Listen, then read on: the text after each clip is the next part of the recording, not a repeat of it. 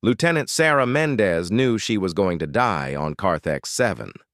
The crash had torn her shuttle into 3 pieces, scattering debris across the purple jungle floor. Her left leg was broken, her suit compromised, and the air on this planet was just toxic enough to kill a human in about 6 hours without proper filtration. She dragged herself away from the burning wreckage, leaving a trail of blood on the strange moss that covered everything. The pain was incredible, but Sarah had survived worse during the colony wars. She would not give up. Not yet. The forest around her was alive with sounds she had never heard before. Deep howls echoed through the massive trees, their trunks wider than earth redwoods. Something chittered in the canopy above, and Sarah caught glimpses of creatures moving through the branches. They were large, covered in scales that shimmered different colors as they moved. Sarah found a small clearing between 3 enormous roots and collapsed against one of them.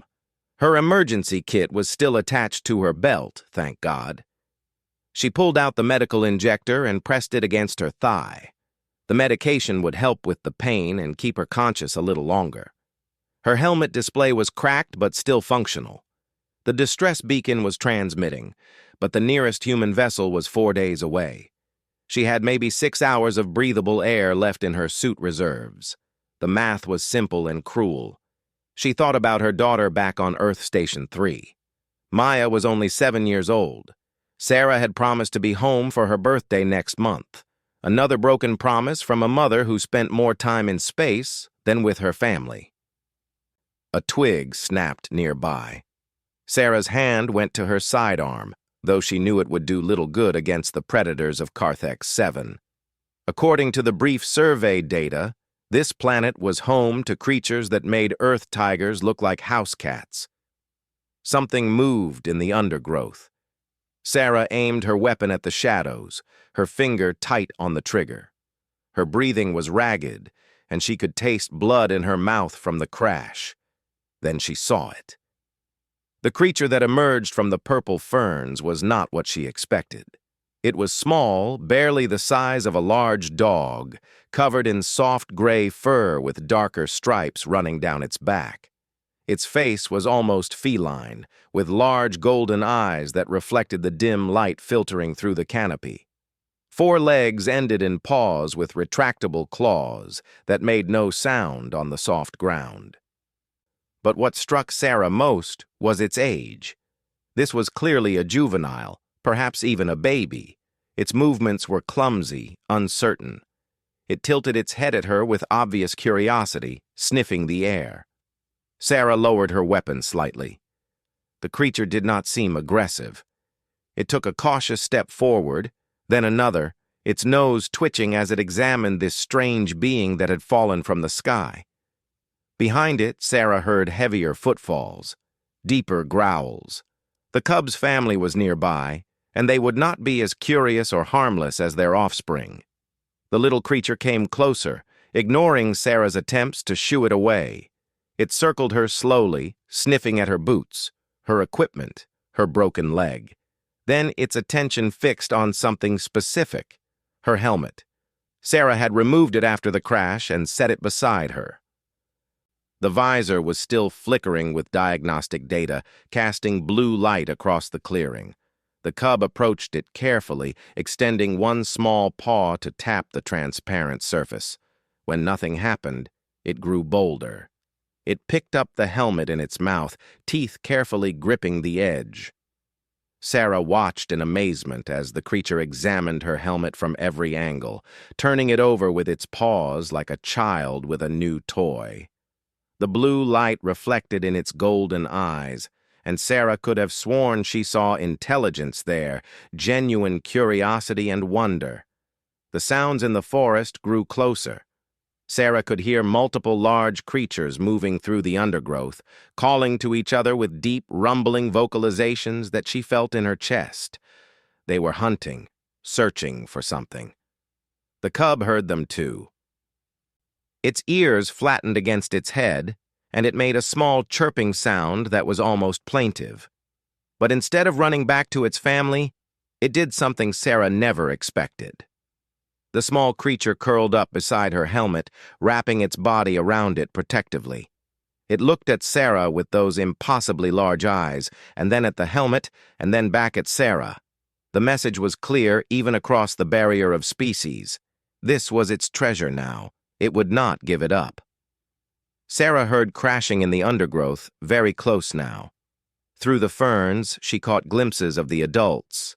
They were massive, easily 3 meters tall at the shoulder, with the same gray fur, but marked with scars and muscle. Their teeth were longer than her fingers, designed for tearing through whatever prey this world offered. One of them emerged into the clearing, and Sarah's breath caught in her throat. It was magnificent and terrifying, a perfect predator that moved with deadly grace. Its eyes fixed on her immediately, and Sarah knew she was looking at her death. The great beast took a step forward, and Sarah raised her weapon, knowing it would do nothing against such a creature. But then the cub chirped again, louder this time, and the adult froze. The juvenile stood up, still clutching Sarah's helmet, and walked toward the massive predator. It made a series of complex sounds, almost conversational in tone. The adult lowered its head and sniffed the cub carefully, checking for injury. Finding none, it turned its attention back to Sarah. For a long moment, predator and human stared at each other. Sarah could see the calculation in those intelligent eyes. She was wounded prey, easy to kill. But the cub chirped again and placed the helmet at the adult's feet, then looked back at Sarah. The adult creature made a sound deep in its throat, not quite a growl, but something more thoughtful. 2 more adults emerged from the jungle, equally massive and dangerous. They formed a semicircle around Sarah, examining her with clear intelligence. The cub picked up the helmet again and brought it to Sarah, dropping it in her lap. Then it sat down beside her, pressed against her side, and looked up at the adults as if to say, "This one is mine." Sarah did not understand what was happening. Her training had never covered making friends with alien apex predators. The adults seemed to be communicating with each other through subtle body language and sounds too low for her to hear properly. Finally, the first adult approached. Sarah tried not to shake as the massive creature lowered its head to her level. It sniffed her carefully, its breath hot and smelling of meat. Then it did something impossible. It gently gripped her broken leg in its mouth and began to drag her. Sarah cried out in pain, but the creature was careful, surprisingly so for something so large. It pulled her across the clearing to the base of an enormous tree where the roots formed a natural shelter. The other adults watched this process with what Sarah could only describe as approval. The cub followed, still carrying her helmet, and curled up beside Sarah in their new location. The adults arranged themselves around the shelter, creating a living barrier between Sarah and the rest of the jungle. They were protecting her. Sarah could not explain it. She could not understand it, but she was alive, and these predators that should have eaten her were instead keeping her safe. The cub purred against her side, a sound like distant thunder, and Sarah found her hand moving to stroke its soft fur without thinking. As darkness fell on Carthex 7, Sarah's suit informed her that she had 4 hours of air remaining. The predator family remained alert, taking turns to patrol the area around their shelter. The cub never left her side, and her helmet remained clutched possessively in its paws. Sarah thought about Maya again. Perhaps she would see her daughter after all. Perhaps humans did not understand as much about this universe as they thought they did. Perhaps intelligence and compassion were not uniquely human traits.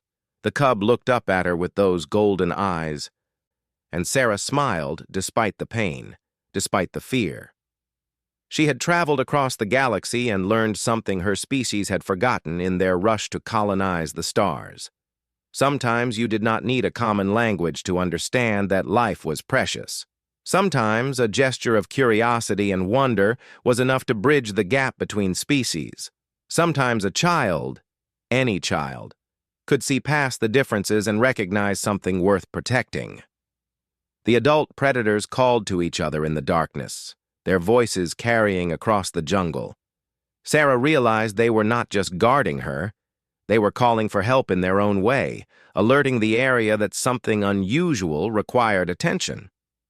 When morning came, Sarah's air supply read 90 minutes. She was fading in and out of consciousness, the injuries and toxic air taking their toll. The cub remained pressed against her, sharing its warmth. The helmet lay between them, cherished and guarded. She heard new sounds then, not the calls of the predators, but something else. Engines. Human engines. The rescue shuttle descended through the canopy, its scanners having finally locked onto her beacon. The predators reacted immediately, the adults standing and growling at this new threat. But they did not attack. They stood their ground, protecting both their young and the strange creature that had fallen from the sky. The rescue team emerged in full combat armor, weapons ready. They froze when they saw Sarah surrounded by creatures that looked like they could tear a person in half without effort. Sarah found her voice, weak and raspy, through her damaged suit. "Stand down. They are friendly. They saved my life." The team looked at her like she had lost her mind, but they obeyed. Slowly, carefully, they approached. The predators watched every movement but allowed them to come closer when Sarah made no sign of distress. The cub chirped sadly as the humans began to move Sarah onto a stretcher.